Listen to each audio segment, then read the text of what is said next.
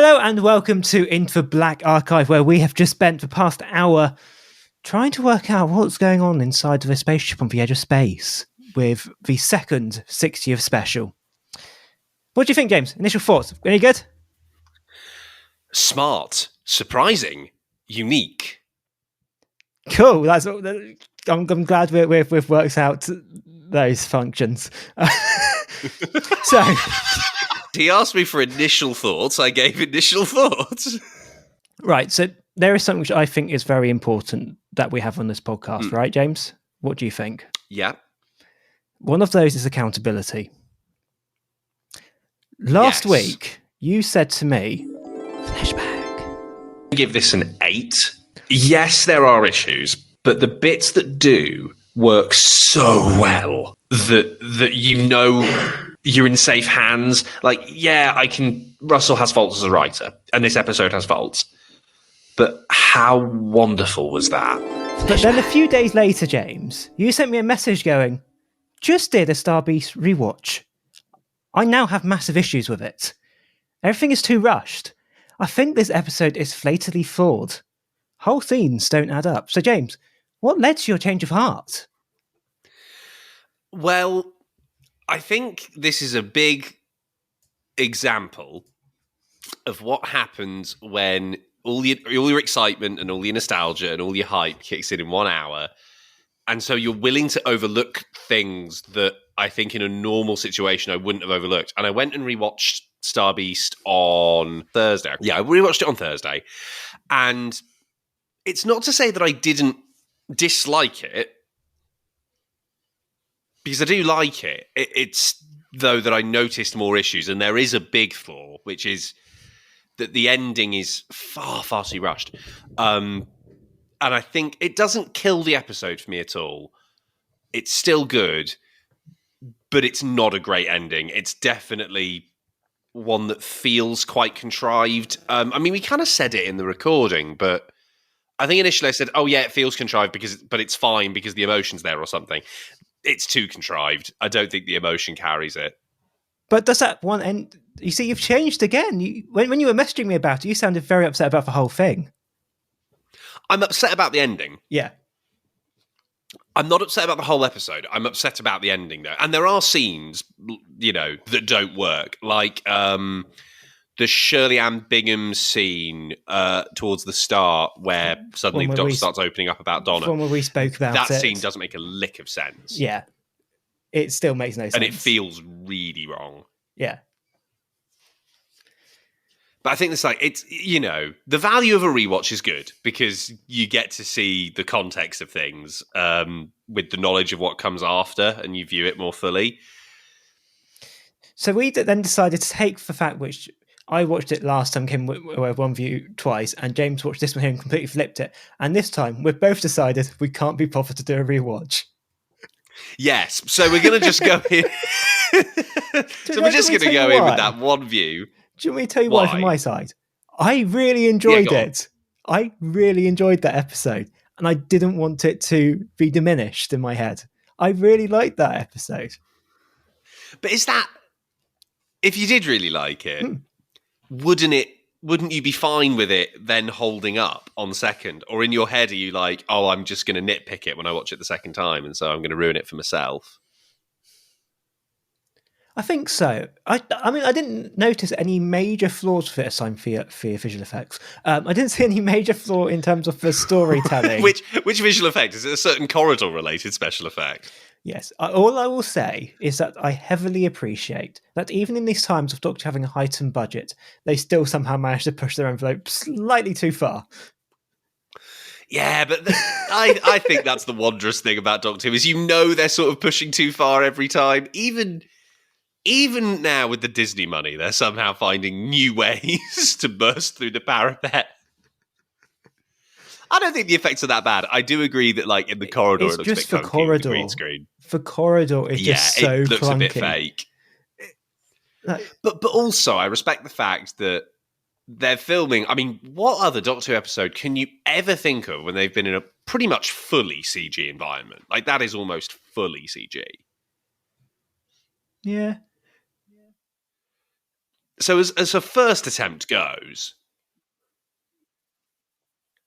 Anyway, we're getting too much into the CG. I think we should just get back to, this is Into the Black Archive. It's special 2 of 3 from the 60th anniversary. We have the 14th Doctor. We have Donna Noble.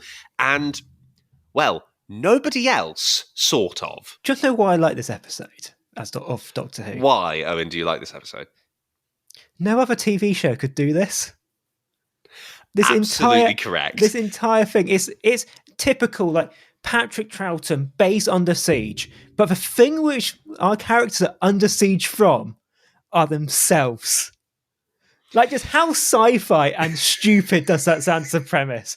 But Doctor Who somehow manages to pull it off and keep me in trance. Like, everything about this episode was just perfect, I think. I really enjoyed it. When you get halfway through, I think what I love about it is when you get halfway through and we've done the run down the corridor, and then 14 and Donna turn around and see massive versions of themselves sort of cartwheeled on each other in a big bundle. You sort of think, Russell, you little bastard. It's just, it could have only come out of his head. It's one of those just, like those standalone episodes that are so strange and come from such a strange position that you can't help but admire them, because the concept is just so outrageously Who. And I think this episode as well shows where the last one failed, because we were discussing it in this text chain once you discovered you weren't as such a big fan as you once were, about how we both agreed it felt like it was 2 episodes in one. It should have been the Doctor uncovering Donna's memories and an episode about the Start Beast. Whereas here, we don't need to worry about Donna remembering things. We don't need to worry about anything else. It's just the story here. The story is the focus. Yeah, there is nothing else going on. It's a laser-focused episode. Yeah. I mean, I think it helps that with the way it's all set up on the spaceship and everything, you've pulled them into this environment where nothing else can really happen. It's all set up as, right, we're at the edge of the universe. There's nothing else here. So anything else that would be here is obviously a problem. Yeah. That thing turns out to be a problem. We deal with the thing. And there's no way out of it because the TARDIS has ran away, which I sort of thought, is that really going to work narratively? But I quite like the fact that the TARDIS runs away. Talk about a great way of setting up how bad the thing that you're about to deal with is. Yeah. Yeah. Can I ask you a question, actually, which has just occurred to me about this episode? We'll go into the story beats in a moment. But was this a bottle episode? That's an interesting question. I mean, because if it depends how you're defining bottle episode. Because if we exclude the dodgy corridor, all you basically have are 2-3 rooms and a corridor set, and only 2 actors, bar, start and end. I think if this was old Who, if this was like 2000s Who again, then it feels like a bottle episode. It feels a lot like Midnight. I think that's the one I would most compare it to, because it's psychologically weird. Yeah. I mean, there's all sorts of like physical madness going on, but like the real stakes of the thing, where the threat comes from, is the psychological aspect. And that's very Midnight. That's what it reminds me of anyway. And that was like a textbook bottle episode. They had that one set on the, the tour bus on the ice planet, and everyone was in there, including, of course, Merlin, which is... and Patrick Troughton's son. Yeah, oh yeah, he's in that, isn't he? And then we get that little Lost Moon of Poosh thing for later. That's a really good episode if you haven't seen Midnight. But I don't know whether it's a bottle episode in terms of finances, because to create that massive mega corridor and everything that comes in there. But is this the reason why it looks so cheap? Is that it was cheap? I think it's probably cheaper than the other two. I mean, the thing with Star Beast is that you can tell there's been a real budget upgrade. Whereas with this episode, it feels like it's the same approach, but they can do a bit more with the same approach. They're still trying to like be cheap, but they have more money with which to be cheap, which I know feels paradoxical, but Hey, there's a point in this episode that things can be two things at once. And I think this is what it is. Shall we start thinking about the story beats then? About how this goes? Yeah. I guess first off, I know this isn't the story, but I think it's really, really interesting. The way this was marketed as being like, we know nothing about it. It could be anything. There was all this speculation about the redacted names on the cast list. Everyone saying, oh, there's going to be cameos. There's going to be loads of stuff going on. Turns out there wasn't a very big cast list because there wasn't a very big cast list. There isn't a cast list. There's a cast memo. There's a footnote. David Tennant, Catherine Tate, David Tennant, Catherine Tate, and a lizard horse. And Sir Isaac Newton. Oh, and Sir Isaac Newton. Can't forget about Sir Isaac Newton as well. Do you think that scene actually worked? Do you think that works as a framing of that story? I think it acts as almost a comedic uplift to what is going to be a very dark and psychological thriller, almost horror. It definitely goes there. I think what I like about it, this is like an overarching point for it as well, is that it feels like Doctor Who getting back to we're the hide behind the sofa show, and we're not afraid to do stuff that's a little bit dark and a little bit twisted. And there's a lot of stuff that happens in this that is pretty dark and pretty twisted, and I enjoyed that they were willing to go there. Yeah, I see the point that it's kind of like light before the dark. It is one of those things where I don't think it's needed, but it's nice it being there. Would be my view on it. Yeah. I do have to ask you one question, though. Go for it. Do we think the Mavity question will ever be solved, or will that just be forever? We just renamed Mavity in the universe. Will this just be forever be some sort of in-joke with Doctor Who fans, which every time they mention the word Mavity, it's Mavity? I think if it were to be that would be very, very funny, and I would support it, because that would just be the sort of ridiculous thing that it would do. Because they never solved this question in the episode. No, it's just put there, and then we just sort of accept that, like, the word gravity is Mavity now. Yeah, it's like never even really addressed. It's just we just keep referring to it as Mavity. It was just like a full, like, fuck it, it's Mavity now. Just go with it. It feels like they were doing a script read and went, oh shit, this script is under. Should we just add in a fun little bit at the beginning, just refer to gravity as Mavity and have a few jokes about it? Yeah, that'll do. There was a booze up in Cardiff, wasn't there? They just went, someone said gravity wrong once while they were when they had a couple more than they should have. And it's become a joke so bad within the crew that it's become part of Doctor Who lore. Yeah, exactly. All the best stuff comes from that sort of thing anyway. Yeah, I think it might stay in. For example, I didn't think that we'd be talking about the Flux at any point tonight, but I think we will talk about it because there is some stuff about that confirmed that happened and we aren't just forgetting. Can I also just say as well, it confirms it was never solved. Yes. which I wanted to get onto when we got onto it. So we'll get onto it in a bit. But we will get onto that great big Flux question answer thing. So episode starts, we're on the ship. Can I TARDIS just say before we even get to that point, straight after cold open, the title sequence is still magnificent. That's all I have to say. I've heard a lot of criticism on Twitter about it. I don't agree with it, but I've heard a lot of criticism about it. It feels like it's being brought up to date. It's like the best. I feel this way. It feels amazing. I love it. Like it just by having the changing shots and everything, the scope of it feels much bigger, but they don't obviously lose like the single perspective at the start. Like it's still clearly the thing. Yeah. You've just changed it from a 2D shot to a 3D one. It's just such a simple thing which shows budget. Yes.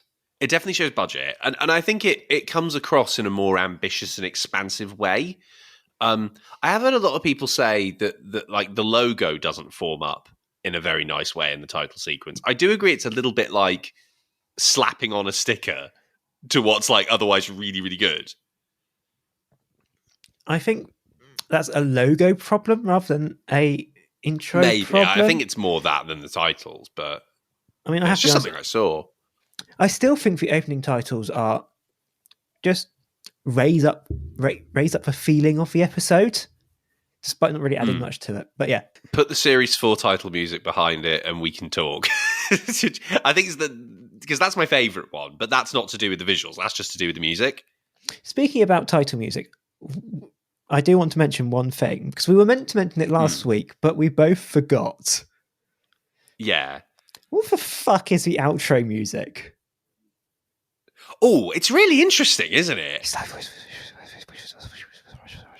With the breathing. We did forget to mention the breathing. Does it like signify something about the special? It's like the ending and based around that? Is that meant to be like some sort of like meta story reference? Or I don't know. I find it a bit odd. It's so out of place.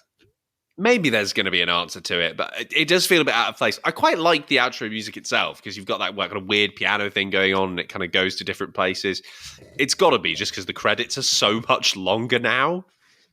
Even with only 2 cast members? Yeah, because of all the VFX people. That's the difference, is the amount of CG artists they've got on the credits now. They've got to have a whole section for them. Have we just replaced cast members with CGI artists? Is that how we're doing things now? On every episode, just going to be 2 people and just a team of visual effects. Going on to the story bits. So, you go. TARDIS runs away. You keep trying to introduce this bit, and I keep throwing you off feet. You go. Yes. You just go, but before you do that, sir, there's another thing.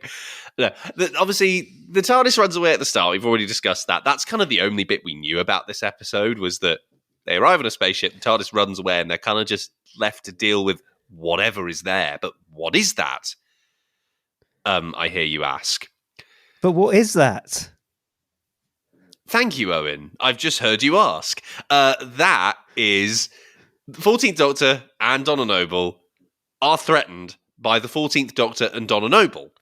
But it isn't 14 and Donna. I mean, how do you sum up the villain of this episode? Because I think it's like the most conceptually mad thing I think this is that they've tried. I think this is where we're on about earlier, how there's similarities to Midnight comes in. Where we don't really know who the villain is, we just know there is one.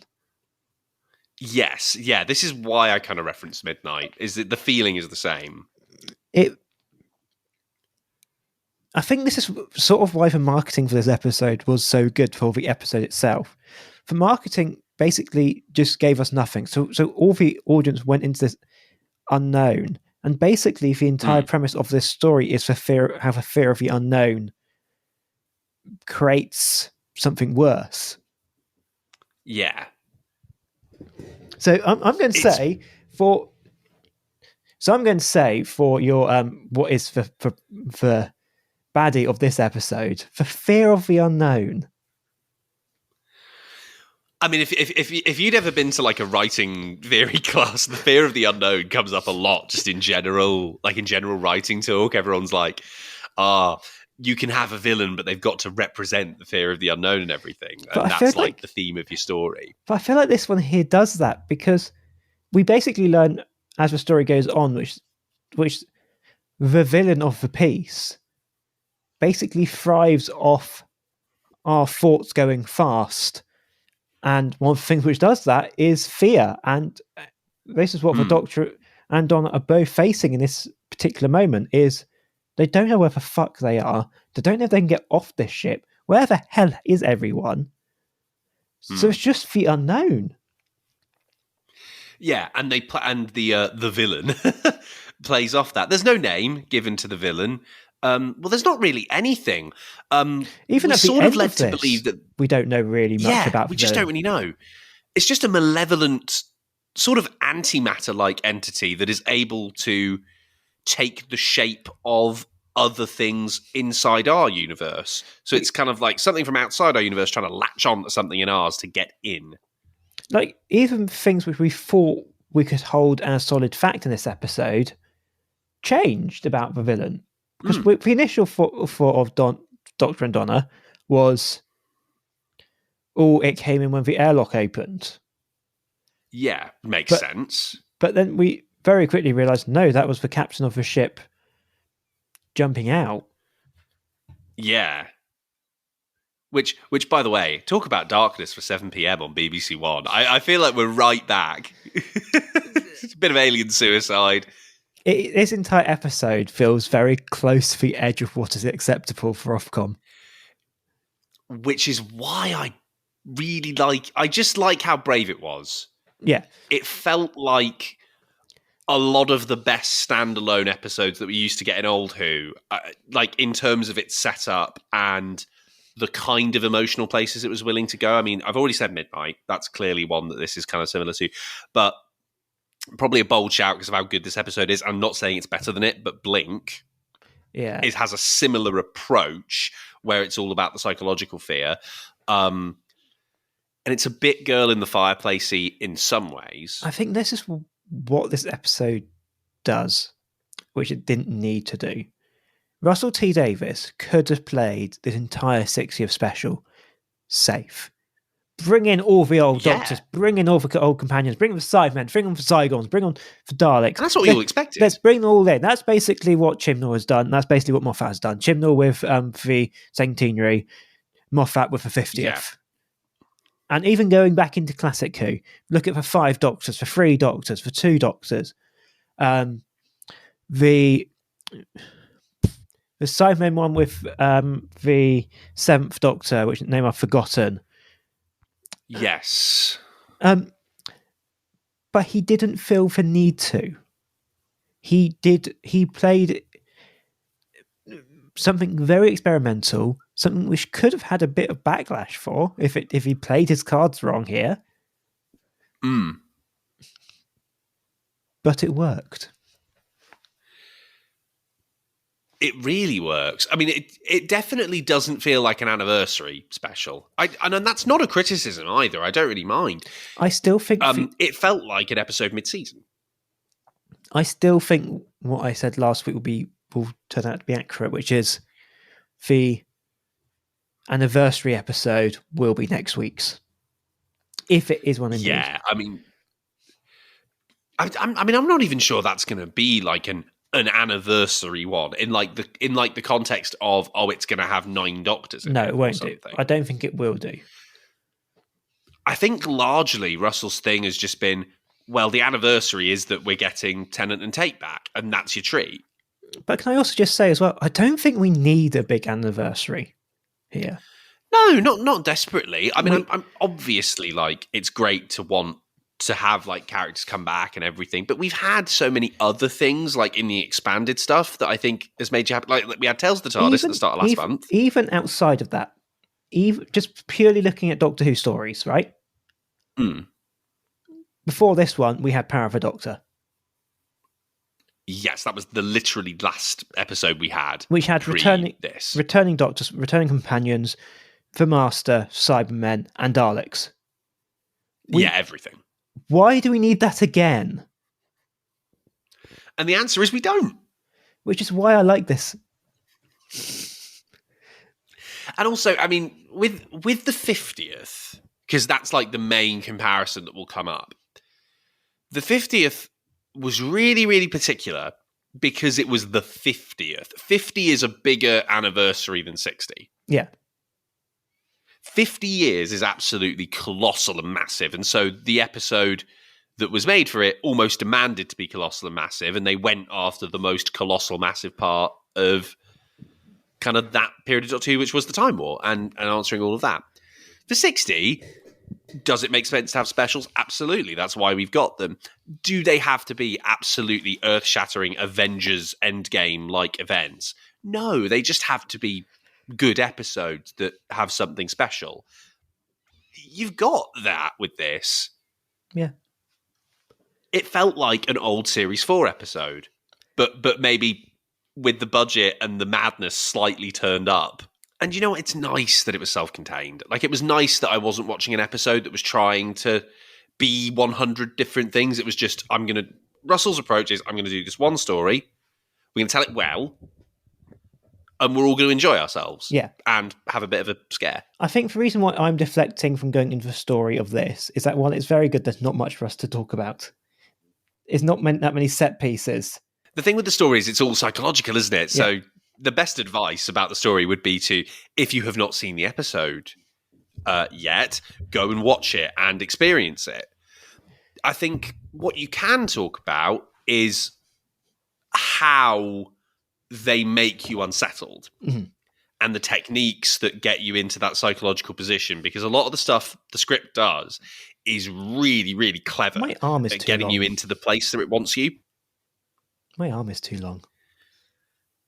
For example, my arm is too long as a great line. But like that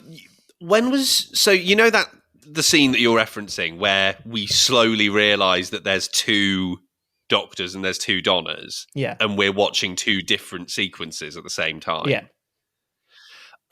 When do you notice that? Like, when was the point where you went, oh?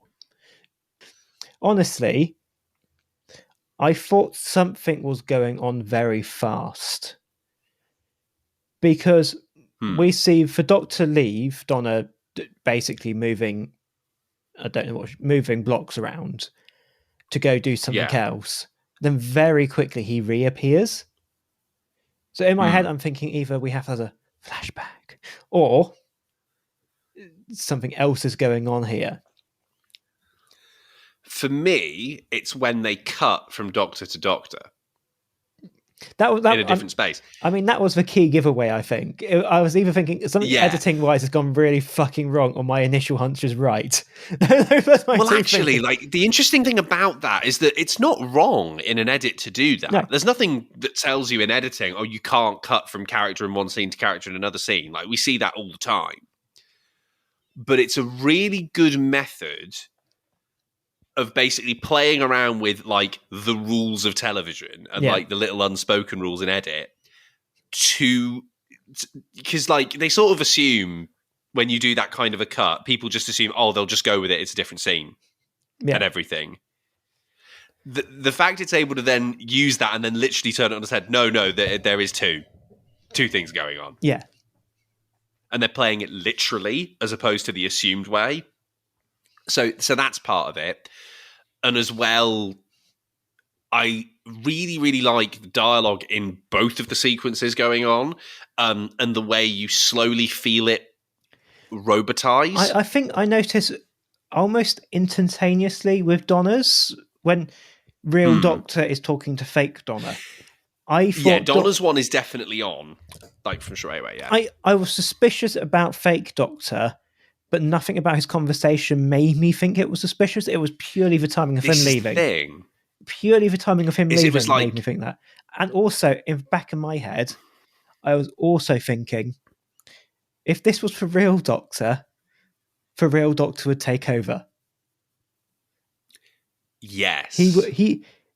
He almost has this hatred of not doing anything, so he'd rather push someone out of the way and take over what they're doing. That was also something in my back of my head which thought, this is weird. This isn't something the Doctor would do. So they did a lot of things in the Star Beast that were heavy-handed, but this is the opposite, where it's subtle and it creeps up on you. And that's true as well in a lot of other things that happen in this episode. I think the sound design is really, really good.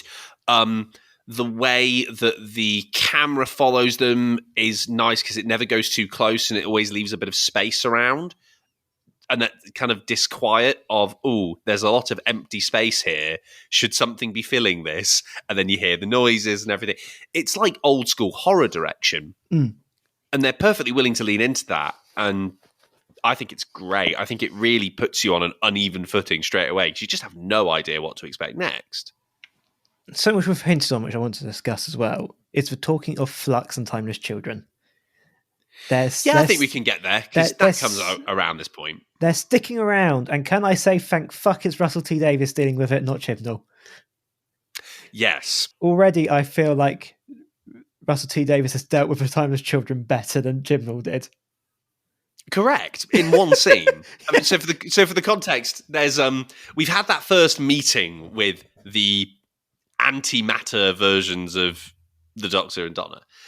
And one of the things that really happens a lot in this episode is sort of mixed up moments where the Doctor and Donna get split and then they come back to each other, but with their other versions, and they're having to figure out who they are. And there's a really, I think the best scene in the show, actually, is the one where actual Doctor and fake Donna are in the room, and fake Donna knows all the stuff that's inside the real Doctor's head, including all the stuff that we have seen in the interim period between, the last Russell stuff and now, including the Flux.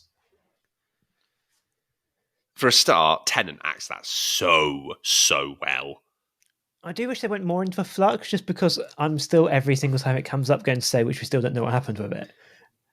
No, I think it was about right, because honestly, I don't think Chibnall ever knew what happened with it, so how the hell was Russell meant to know? The best thing you can do is just sort of reference. But it's now his job to lay that track. He could have decided to go circle back on itself and say which it got solved and how it got solved. He could have. Yeah, he could have. But I like the fact that he's decided to go, right, well, it's happened, so I've got to confront it in some way. We're at least acknowledging it now. Unlike just pretending it never happened. Tennant confirms half the universe was destroyed. Yeah. Why wasn't it the half which the Daleks inhabit? That's a bit sad, isn't it? Well, it was half the universe up to Earth, of course, which was blocked. Yeah. I still think so. Purely thinking about this is making my brain hurt. I think we're in don't try to understand it, feel it territory. But it's good that we acknowledged it. Yeah. I like the fact that we aren't just... I mean, I know the most convenient option sometimes with like bits of Doctor Who that we don't like is to forget they happened conveniently and try and move on in our own head and establish our own canon. I don't think Russell's ever been that type. I mean, one of the most distinctive things about his version of Who 15 years ago was that the canon was very, very hard, and that events that happened in episodes happened and were referenced again a lot, and you had arcs stretching across multiple series. And I think we're going to get back to that because I just think that's how Russell rolls. Mm-hmm. But that's going to be done with the hard canon that's been established by other writers, Chibnall included. Even if we don't like it, I suppose, because Timeless Children effectively has happened. But I like how it's addressed. We're just going to go with it. That's why I've always been of a view that Timeless Children wasn't inherently bad. It was the fact that it was never dealt with. It just kind of happened, and then we never looked at it again.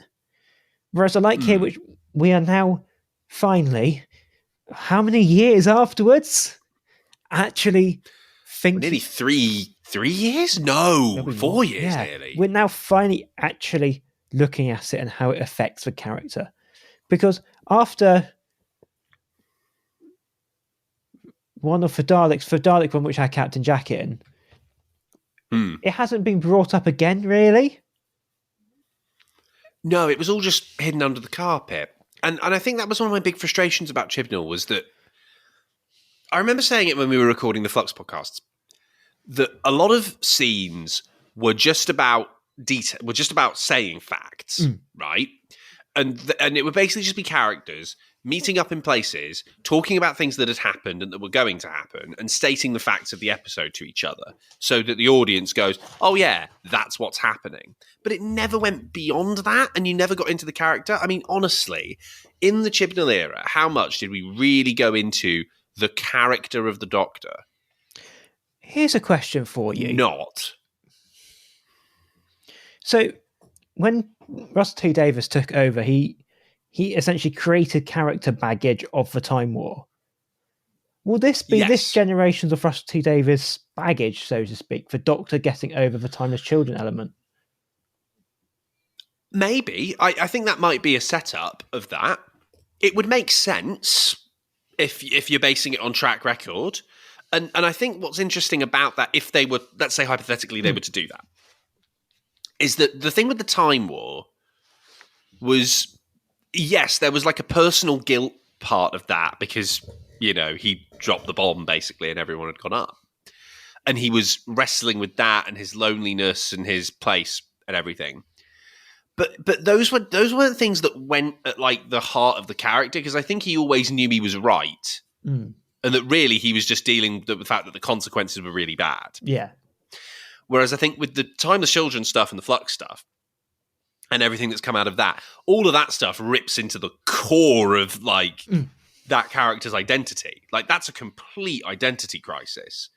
So if anything, that's even more baggage, because that gets to the center of the character, whereas the other stuff, yeah, horrible, but doesn't quite hit into the core as much. And this is something which Russell T Davies we know likes to do with a Doctor. We've kind of got Moffat, which likes to romanticize, make him a topic of a fairy tale story. But Russell T Davies, that was very much Moffat. Chibnall does something we don't. Chibnall does weird things. He just plays around with blocks in the corner of the room. But Russell T Davies likes to humanize, make the Doctor dirty. And I think this could potentially be his next thing to make him dirty. Not too dirty. No. I mean, he had Captain Jack for that, to be fair. Captain Jack was just the dirty Doctor that Russell dreamed of. But yeah, I'm totally with you. I think and I think this is why 10 is a lot of people's favourites, was because that felt like the most human Doctor in terms of the fact most of the things he did were driven off of like very human impulse. Yeah. And were emotionally led, which is something I don't think you can say about a lot of Doctors. Mm-hmm. And that's always been Davies' approach. He goes, right. And I think, I get this as an approach to writing. If you see like basically all-powerful, time-traveling, immortal, two-hearted, like all of this stuff is like anathema to like any threat to the character's existence. So you have to give them some kind of flaw in order to help us sympathize with them. And the clever thing Russell did was bringing in the Time War and giving him basically hang-ups and him having to work through that. It's a good trick to make your character more human. I think I feel that here again. And I tell you where I really feel it. Just after that conversation where he's in the corridor and he absolutely launches at the grate. Like 5 kicks at the grate. Yeah. Yeah. That's the most human the Doctor's been since Tennant. That, and when he was trying to work out how much Donna knew without saying, "What do you know?" right at the very end. And it's, yeah. And I think there was more work into that character in this episode than we have had in about a decade. I think there was a lot in the Moffat era. I'm not discounting it. I felt like that character, or at least 11, was really developed. Yeah. But not in the same way. Yeah. This feels like 10, and kind of something that would happen to 10. Almost looks like 10. Is it the same actor? Fuck off. Sorry, I couldn't resist that. He is honestly, though, like, trying to turn that joke into an actual point. Yeah. With David Tennant, right, I genuinely think that you don't know how good you've got it until it goes, and then you get it back and you realise he is an absolutely phenomenal actor. He is so good. And Catherine Tate is really, really good in this as well, actually. Both of them are just phenomenal actors. And it's the real privilege is the fact that you've got 2 actors of that talent and that fame and that quality. And who love it. It's not, who really love it. And they didn't have to come back. They just wanted to. And that's the treat. They were both brilliant in this episode. Tennant really specifically, just because, he got the opportunity to lose it. And that was really good. It's just nice to be back with them. Yes. Shall we move on to the discovery part where they kind of piece together what had happened? Yeah, so this is where because all the narrative has really happened by the time we get there, and the goal is to piece what happened years ago together to get to where we are. Why is that robot moving really slowly? It is one of the more clever solutions to a problem I've heard in a while on Who. It's moving really, really slowly because if it moves too quickly, the malevolent entity will replicate it and disable it. Yes. Because that little old robot, the one thing we saw in the promos that wasn't the characters, everyone wondering, what is this robot? What is the significance? Is Matt Smith inside of it? It's just a big bomb. It's just it's It's a finger to press a button. Yes, it's a mechanical trigger that's been programmed to take 3 years to walk down a corridor. I think this scene is where the Doctor and kind of his counterpart here are sort of like slowly piecing it together. What is going on?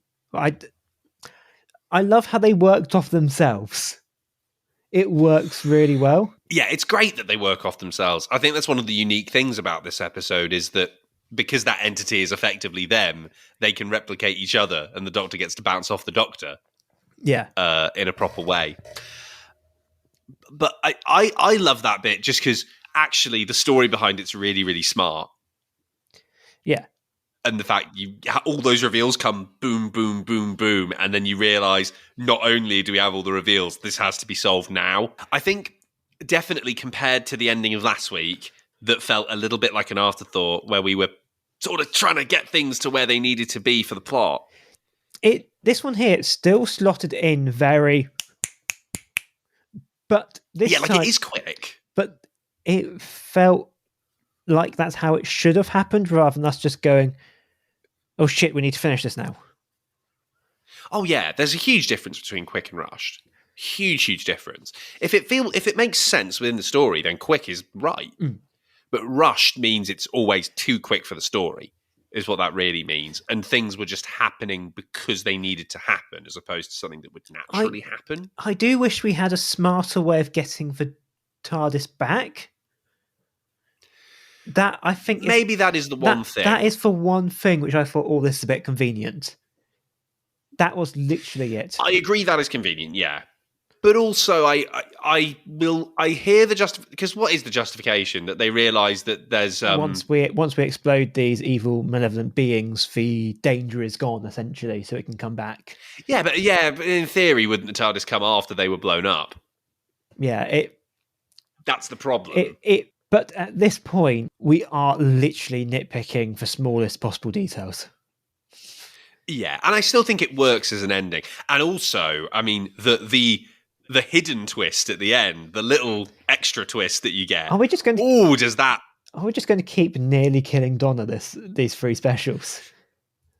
I mean, the thing that's amazing about that is that the real consequence of that ending to me is that why was the Doctor so sure it was the fake one? Completely sure. Yeah. Like he plays it off as all I always knew. But it's much like with Troughton. Yeah, but he did. But it's much like with Troughton. You're suddenly going, how much of this is planned? How much of this is just an accident? Oh, it's a complete accident. It's very Troughton-y in the way that works. And considering that I know that Tennant's a massive fan of Troughton's Doctor, maybe that's him being like, oh, I want to be a bit Troughton-y and a little bit aloof. But yeah, I think it's something that probably should have been brought up more. Donna just being like, you thought I was the other one. It does sound... I feel like it needed something like that. It is... That would be like the Donna line, but I think at that point they were literally running down the clock going, shit. We need to get back. They reached the end. And of course, they needed to have time for the scene right at the end, which we definitely should talk about. Looks like it's potentially the only scene we get with Wilf. It is. They confirmed it in Unleashed that it was the only scene they were able. I have to say, watching the Unleashed section talking about Bernard Cribbins did make me tear up a little bit. They did a lovely, lovely tribute, and I thought it was very well done. It made me so happy. It was like the cherry on the cake, on a very nice cake. Yeah, seeing Bernard that Cribbins nailed just the episode there. down. That made me go. Like I was really happy. And then Bernard Cribbins, I was just like, "Fuck, this is amazing." Yeah, you've got me. I'm in. You sold me. I mean, it was just. It's a shame that the scene wasn't longer. I think that would be me being greedy. I think that's just the nostalgia. I also think that's the cliffhanger. The cliffhanger is doing what it's meant to do there. It's making you want more. It's making you want to come back. So by very fact, we should want that scene to be longer. It's worked. Oh yeah, it's a perfect cliffhanger. I suppose I wish that one of my favourite scenes in Doctor Who, period, Mm-hmm. like it might even be my favourite one, is in the End of Time Part 2 when Wilf and Ten are on the ship. Yeah. And they have that conversation and Ten ends up going, I'd be proud if you were my dad. Yeah. That whole scene is so beautifully written and performed, and it just tugs at every string. I wish we had maybe something like as a response to that, something that was like those two characters showing the level of mutual respect more than what we got. But I'm not complaining. No. The fact that we got to see Wilf again was really special, and obviously God rest Bernard Cribbins. Yeah. We've spent a lot of this podcast, praising this episode. Let's get down to marking it. What score do you give it out of 10? Can I reserve the right to change my mark on a second watch? I'm guessing no. Have you been burnt one too many times? If honestly, I feel like I'm going to be burned every time. What I will do is I am going to give this. I'll give it an 8 for now. Mm-hmm. I'm hoping a rewatch takes it to like a 9. I think it is a very good episode. I'm going to give it a 9. I'm going to go there. You're going to go there, yeah. I feel like I'm just holding myself back in case I spot something. It's almost a 10, but purely because I don't think there's anything to think as a perfect episode. And we do have those slight niggles of it's for TARDIS there is a bit questionable. The explosion seems to go in slow motion in actual real life time rather than just we want to make this impactful. No, but it's a really slow explosion. Yeah, but I've left this episode feeling satisfied. Yeah, and I have as well. This is what I wanted to feel like after last week's episode. It's just delighted. We've got our Doctor, we've got Donna back, and it's a good, solid episode, which feels like how those episodes did those 15 years ago. Yeah, I think I'm with you. I think I came out of Starbeast, especially on the rewatch, and I know I've discussed it. I came out of it the first time thinking, isn't it great we've got these back? Yes, there were issues, but isn't it great? And then I came away from the second watch thinking, all right, it's good that we've got them back, but that doesn't necessarily mean the episode was amazing. I do feel like in that first episode, having them back was sort of like a cheap novelty, whereas getting them back here feels earned. We've got a reason to have them back. Yeah, that's the difference. I earned the satisfaction with this episode because it was very well written. The story, I mean, it's not like there's much story going on, but how they do it is good. How they do the psychological aspect is good. They actually get into the characters by doing it that way. And it just feels really satisfying. This is one of those episodes where if someone asks me wherever I am in the world, oh, you watch Doctor Who, if I wanted to do an episode that makes me fall in love with it, I'd put this on the list of you could watch that, and if you like that, then you're going to love this show. Yeah, because as I was saying earlier, it is only Doctor Who could do that episode.